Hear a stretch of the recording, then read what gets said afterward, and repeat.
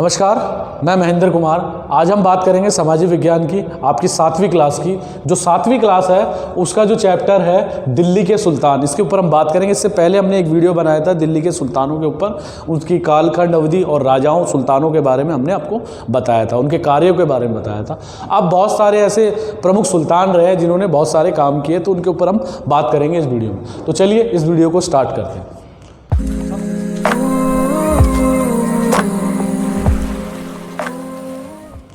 सबसे पहले हम बात करते हैं 15वीं से 16वीं शताब्दी में दिल्ली सल्तनत के सुल्तानों की।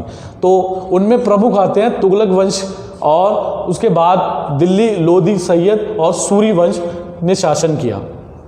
लोधी, सैयद, सूरी। सबसे पहले लोधी जो है, इब्राहिम लोधी के आपने नाम सुना होगा, ठीक है। इब्राहिम लोधी वही है जो बाबर से युद्ध लड़ा था, पानीपत का पहला युद्ध 1526 में, ये वही लोधी है। इसके अलावा सैयद वंश जो है, लोधियों के बाद जो है सैयद वंश की स्थापना हुई, और फिर सैयद वंश के समाप्त होने के बाद ही जो है सूरी वंश की स्थापना होती है। बीच में हुमायूं को हराकर शहरशाह सूरी ने जो है सूरी वंश की स्थापना की। 1539 के बिलग्राम या चौसा के युद्ध में जो है हुमायूं को शहरशाह सूरी ने हरा दिया, और इसने विकसित राज्य का छोटा अवश्य था, परंतु ये शक्तिशाली था। कौन सा राज्य? जो शहरशाह सूरी ने स्थापित किया भारत पर, और शहरशाह सूरी द्वारा स्थापित की गई प्रशासन व्यवस्था भविष्य के लिए जो है अच्छे राजाओं के लिए मिसाल बन गई, कि कई राजा, कई सुल्तान आए इसके बाद जो है, उनके कई जो है राजा आए जिनके लिए ये मिसाल बनी। उन्होंने कई ऐसी योजनाएं बनाई। जैसे मैं इसकी बात करूं, इसने जो है रुपया चलाया। रुपया जो सिक्का आज हम देखते हैं वो शेरशाह सूरी का ही चलाया हुआ। रुपया जो नाम है वो शेरशाह सूरी ने ही दिया था।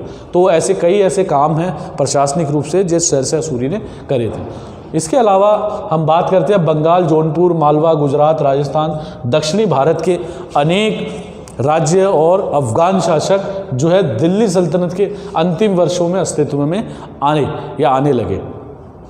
और कुछ मैं बात करूं कि अलाउद्दीन खिलजी और मोहम्मद बिन तुगलक की साम्यता यानी तुलना आपस में, कि किसने क्या कार्य किए, अच्छे या बुरे, उसके संदर्भ में आपको मैं बताना चाहूँगा। तो सबसे पहले हम अलाउद्दीन खिलजी की बात करते हैं, साथ साथ में मोहम्मद बिन तुगलक की बात बताऊँगा। देखिए, अलाउद्दीन खिलजी जो है वो बहुत भारत का एक प्रमुख सुल्तान माना जाता है। इसने दक्षिणी भारत में अपनी सत्ता को स्थापित किया। उत्तर भारत के एक राजा ने, सुल्तान ने जो है दक्षिणी भारत पर हमले किए और दक्षिणी भारत को उत्तर भारत के अधीन बनाया। आपने अभी पिछले दिनों जो है पद्मावत नाम की फिल्म आई थी, ठीक है। उस फिल्म में अलाउद्दीन खिलजी को दिखाया गया है कि अलाउद्दीन खिलजी ने कैसे दक्षिणी भारत या राजस्थान वाले इलाकों पर कैसे हमले करके कब्जा किया। तो उसी के अंतर्गत उसने कई ऐसी अपनी प्रशासनिक व्यवस्था को मजबूत करने के लिए कई चीज़ों का निर्माण किया, जिसके अंतर्गत उसने विशाल सेना रखी 6.5 लाख सैनिकों की। तो उस सेना का जो पहला निर्माण है स्थायी सेना का, वो अगर किसी सुल्तानों में किसी राजाओं ने किया तो अलाउद्दीन खिलजी ने किया। वहीं अगर मैं इसकी बात करूं मोहम्मद बिन तुगलक की, तो ट्रांसऑक्सियाना, ये देखिए इसके बारे में मैं आपको बाद में बताऊंगा। पहले मैं अलाउद्दीन खिलजी की बात बता देता हूं आपको कि गैरिसन शहर का मतलब ये होता है कि वहीं सैनिक रहेंगे, वहीं खाएंगे, वहीं पिएंगे, ठीक है, और युद्ध का संचालन भी वहीं से ही किया जाएगा। तो गैरिसन शहर का मतलब ये होगा कि उनको सारे सुख सुविधा के साधन उसी क्षेत्र में दिए जाएंगे जहाँ वो सैनिक रहेंगे। इसके अलावा नकद वेतन दिया गया। ये पहली बार ऐसा आरंभ किया अलाउद्दीन खिलजी ने। इससे पहले के जो सुल्तान होते थे वो नकद वेतन नहीं देते थे, वो जागीरें देते थे, जमीन देते थे, लेकिन अब इसने जो है नकद वेतन देने की शुरुआत की, जो एक अच्छी शुरुआत मानी जा सकती है। और चौथा, सैन्य सुधार किया। जैसे घोड़ों में दाग प्रथा का आरंभ किया, यानी घोड़ों को दागा जाता था, निशान चिन्ह दिए जाते थे। इसके अलावा जो है चेहरे पहचान व्यवस्था की गई, गुप्तचर व्यवस्था को स्ट्रॉन्ग किया। यानी बहुत सारे ऐसे सैन्य सुधार जो है अलाउद्दीन खिलजी ने किए, जिसके अंतर्गत अलाउद्दीन खिलजी की जो सेना है वो बड़ी मजबूत हुई, ठीक है, और इसने अपनी सेना के अंतर्गत ही पूरे भारत में जो है अपनी विजय की योजना को सफल बनाया। इसके अलावा हम बात करते हैं मोहम्मद बिन तुगलक के कार्यों की।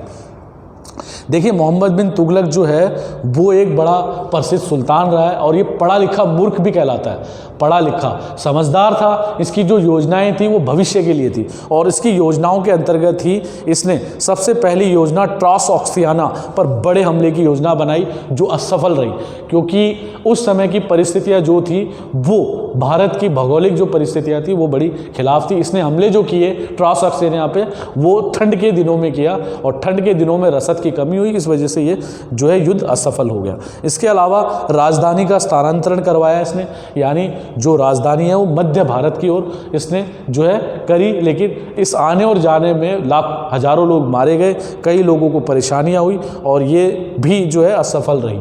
दिल्ली से राजधानी स्थानांतरण का जो प्रोग्राम था वो असफल घोषित हुआ। इसके अलावा सांकेतिक मुद्रा, यानी जो पैसे के रूप में हम देखते हैं आभासी मुद्रा देखते हैं, वो सबसे पहले जो है मोहम्मद बिन तुगलक ने ही शुरू करवाई है सांकेतिक मुद्रा। हुआ ये कि जो सांकेतिक मुद्रा है उसका चलन जो है दूसरे झूठे बाजारों में भी चलने लगा, यानी अनेक लोग जो इन चीज़ों में बहुत आगे थे वो अपनी मुद्राएं ढालने लगे, जिसकी वजह से ये जो योजना है ये भी असफल हो गई और नकली मुद्रा बाजार में आ गई। इसके अलावा चौथा और अंतिम पॉइंट जो है अन्य योजनाओं को असफल रही, यानी अन्य योजनाएं, इसने बहुत सारी योजनाएं बनाई उस समय की जनता सुधार हेतु, वो सारी की सारी असफल घोषित हुई। कहा यह जाता है कि भारतीय संदर्भ में अलाउद्दीन खिलजी ने शक्ति प्रदर्शन के लिहाज से पूरे भारत में खिलजी वंश की स्थापना और खिलजी नाम में अलाउद्दीन खिलजी ने अपना नाम कमाया और इतिहास में आज मैं उसकी चर्चा कर रहा हूँ। वहीं मोहम्मद बिन तुगलक ने कई ऐसी योजनाओं का निर्माण किया जो ऐतिहासिक दृष्टि से जो है अपनी एक नज़ीर पेश करती है, जिसकी चर्चा मैं इस वीडियो में आपसे कर रहा हूँ। तो ये भविष्य की जो योजनाएं थी उसके बारे में मैंने जिक्र किया जो अलग अलग सुल्तानों ने अपने समय में की और आने वाले जो उसके बाद के सुल्तान थे उन्होंने इसको एक्सेप्ट यानी ग्रहण किया। तो इस वीडियो में मैंने आपको ये सारी बातें बताने की कोशिश की। तो चलिए, थैंक यू, धन्यवाद।